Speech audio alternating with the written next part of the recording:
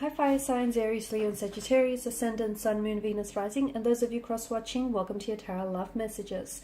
So today we're going to take a look at and see why is it that you haven't been able to let go or release your person's energy.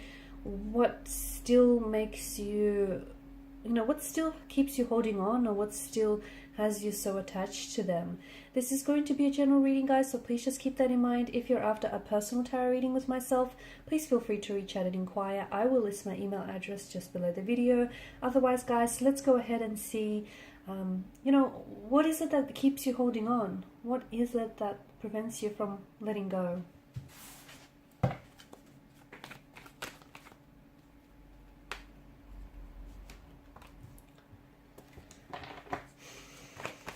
Hope is the key word that comes up here with the Five of Pentacles. You're still hopeful.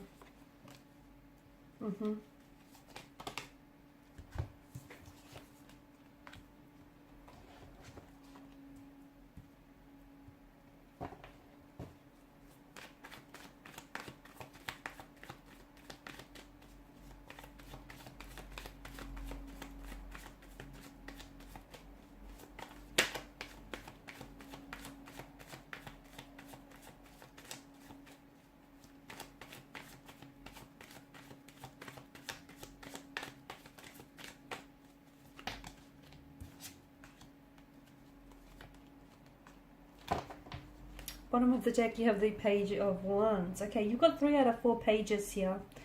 I feel like a lot of you are still you're holding on to a sense of hope. And in holding on to hope,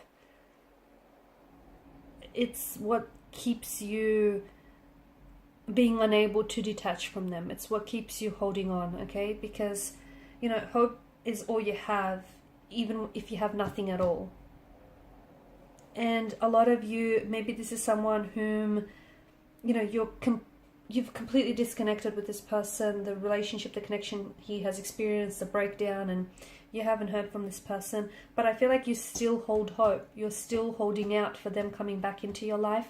You're still holding out from hearing from them. You're still holding a space in your heart for this person, and also in your life. You're holding a physical space in your life for them to come back and reconnect, reconcile, hopefully revive or rejuvenate this relationship with you.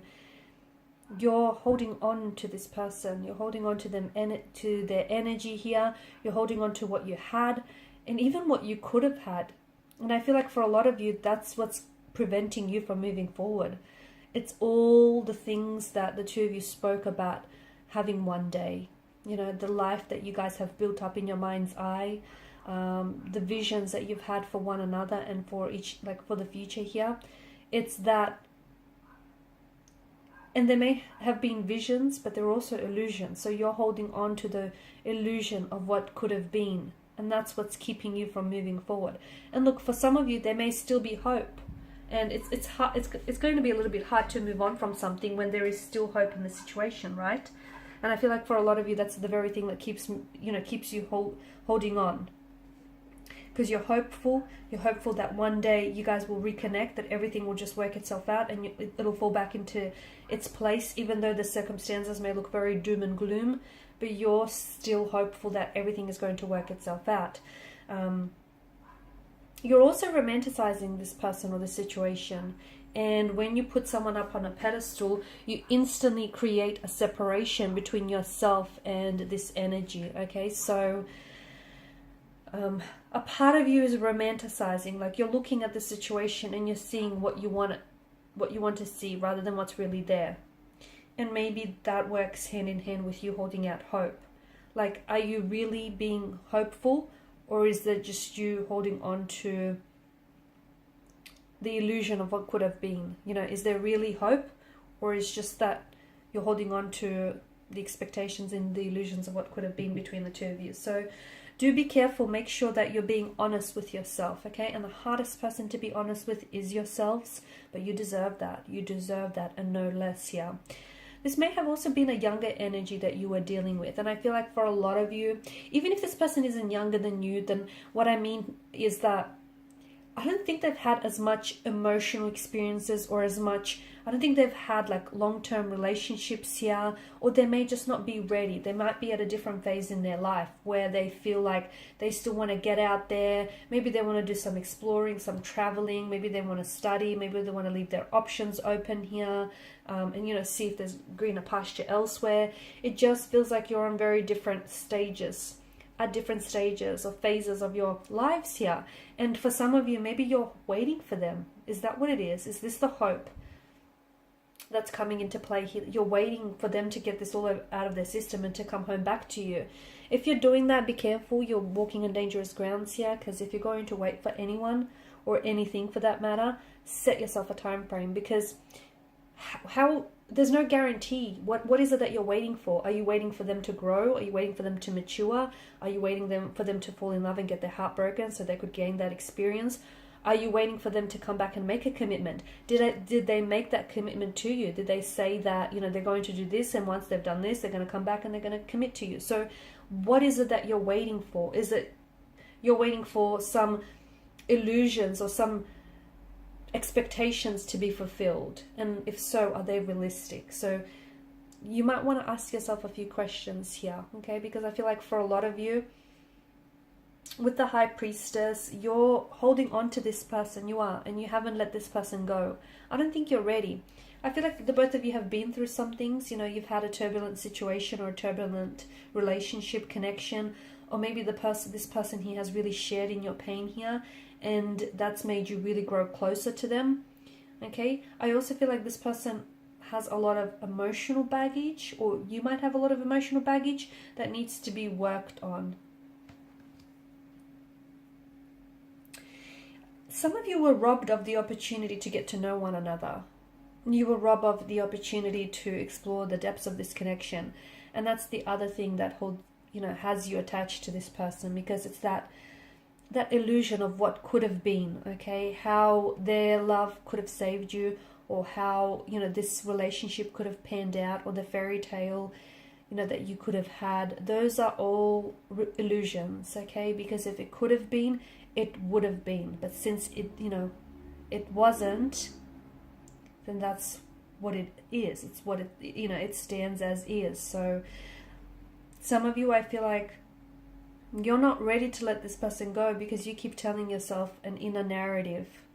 Your inner dialogue is telling yourself that, this person is going to come back into your life, and when they do, they'll be ready and they'll commit. You don't know that. You're only telling yourself that because that's what you want to hear, but you don't really know that. And look, for some of you, maybe it is the case. Maybe they just need to get out there, explore, meet new people, form new contacts, form new connections, travel the world, seek adventure, excitement, and they'll get it out of their system. Maybe that's true for some of you, but not for all of you. You're holding on to their energy. You're especially holding on to the fact that this relationship broke down. It's not your fault. It is not your fault. It takes two to tango. You couldn't possibly bear the weight of failure here on your own, because it's not your fault, okay? You were not solely responsible for the breakdown of this relationship. It takes two people to tango. So it's great that you're assuming responsibility, but don't assume all of the responsibility, okay? Because you only, you've played your role, but they've played theirs. So you have to forgive yourself. You have to hold them accountable, and you have to be honest with yourself here. You cannot possibly bear... This relationship didn't fail because of something you said or you did, or because of, you not being ready. That's not why it failed. You cannot bear that burden, that weight of failure on your own. It's not fair, and it's not... It takes two people here, okay?